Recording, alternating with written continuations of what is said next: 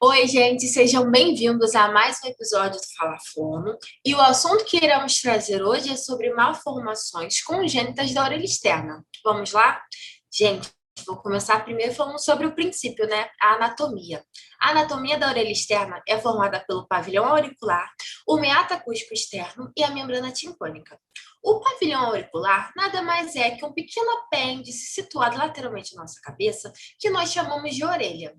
Ele é formado por uma cartilagem flexível e irregular e recoberto de pele.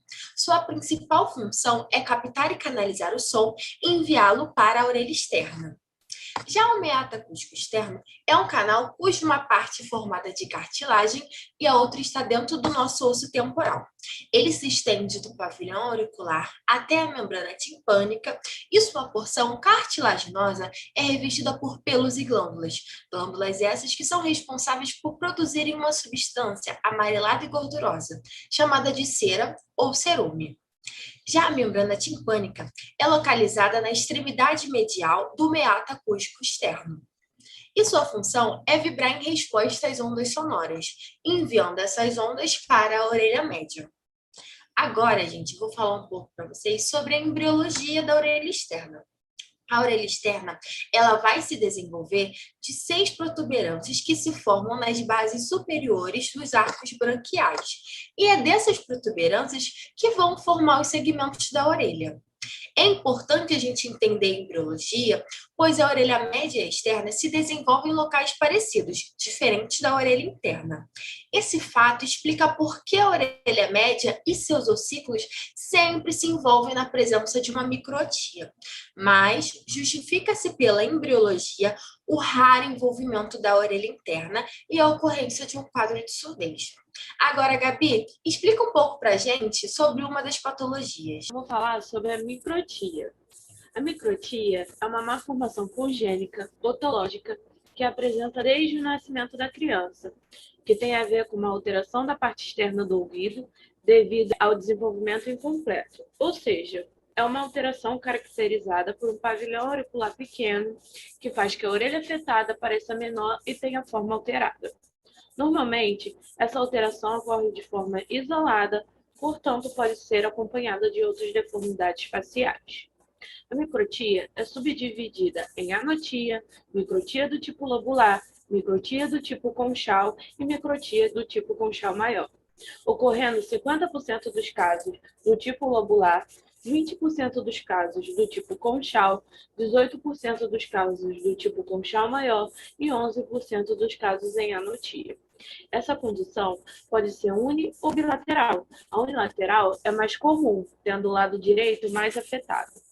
A microtia tem diferentes graus. O grau 1, que é a orelha afetada, é menor, porém tem estruturas identificáveis, canal auditivo pequeno, mas presente, e tende a não apresentar perda auditiva.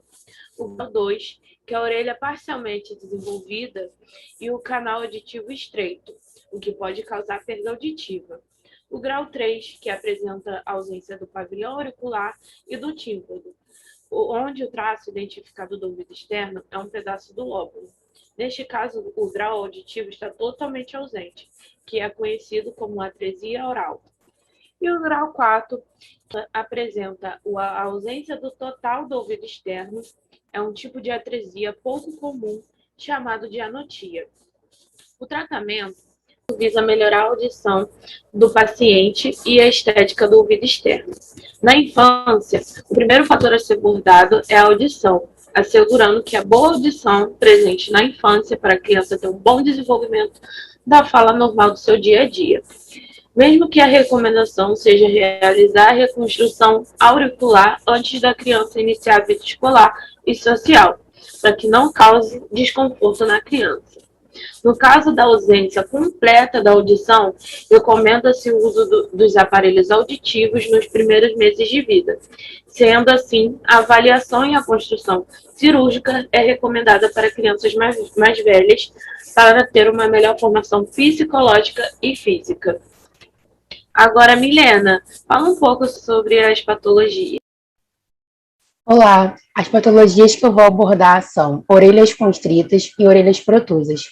As orelhas constritas têm como característica a presença exagerada da concha da orelha, que é essa partezinha aqui em C da orelha externa. Essa patologia é classificada em 3 graus: leve, moderado e grave. E o que causa essa patologia é o desenvolvimento neuromuscular que envolve os músculos intersecos e extrinsecos da orelha externa. Tem 2 tipos de correção que podem ser feitas: a correção não cirúrgica e a correção cirúrgica.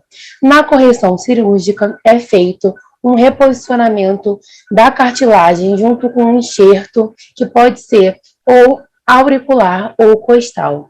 Essa correção só pode ser realizada a partir dos 5 anos de idade, onde essa orelha já atingiu cerca de 90% do seu tamanho definitivo.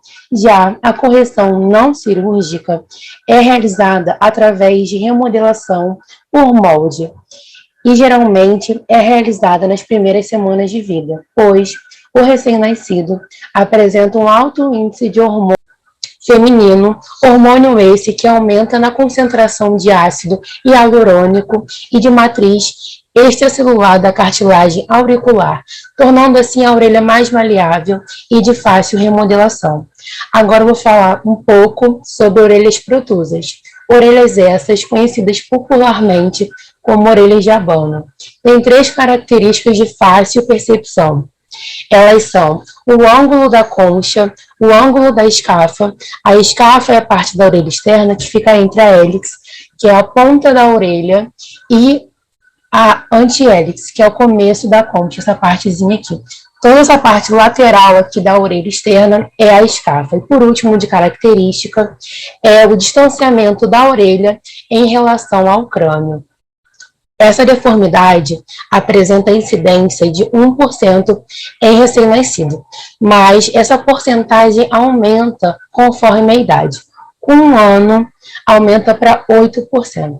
A correção consiste na diminuição do distanciamento da orelha em relação ao crânio, na remodelação da concha e no reposicionamento do músculo auricular posterior, que é o músculo responsável por causar essa projeção maior da orelha.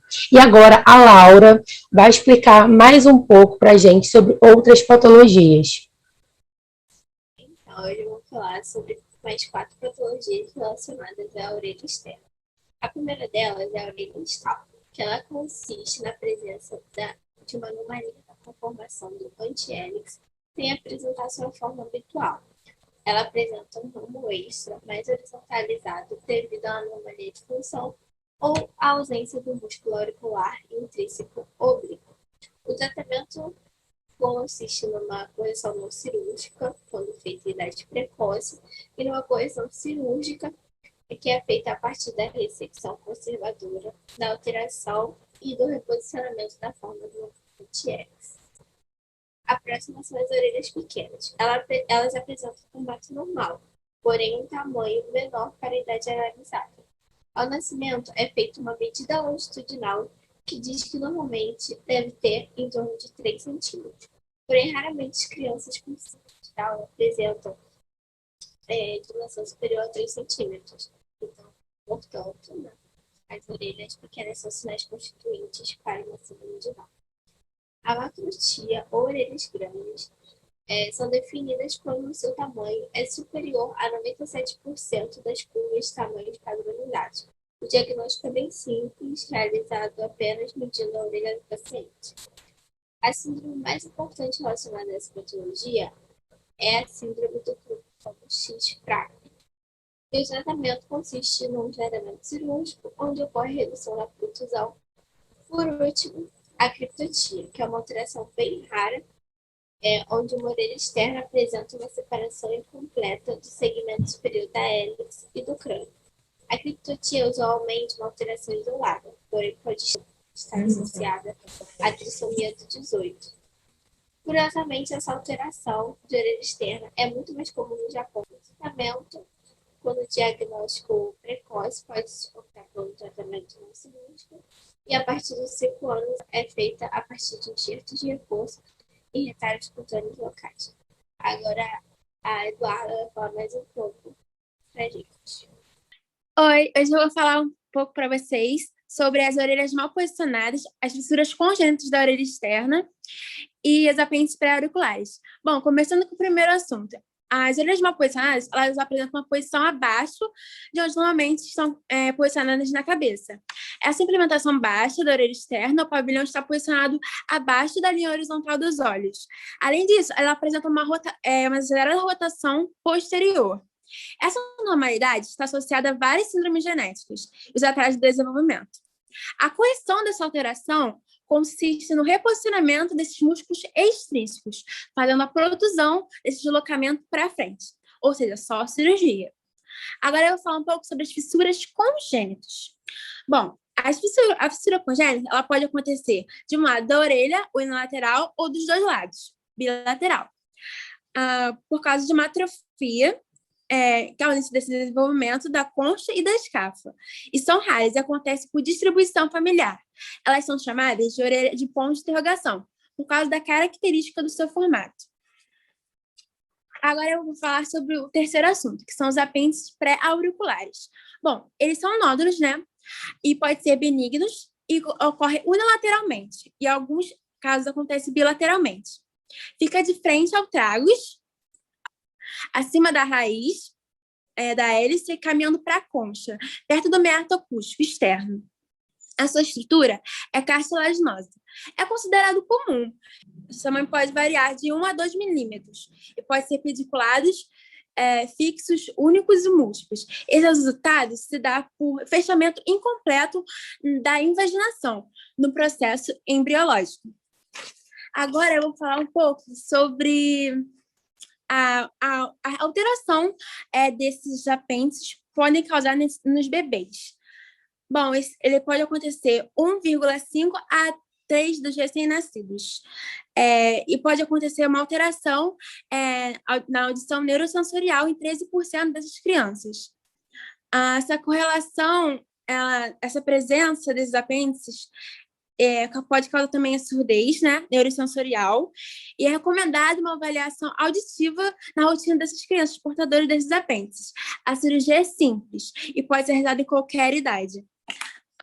E a aparência é voltada ao normal na maioria dos casos.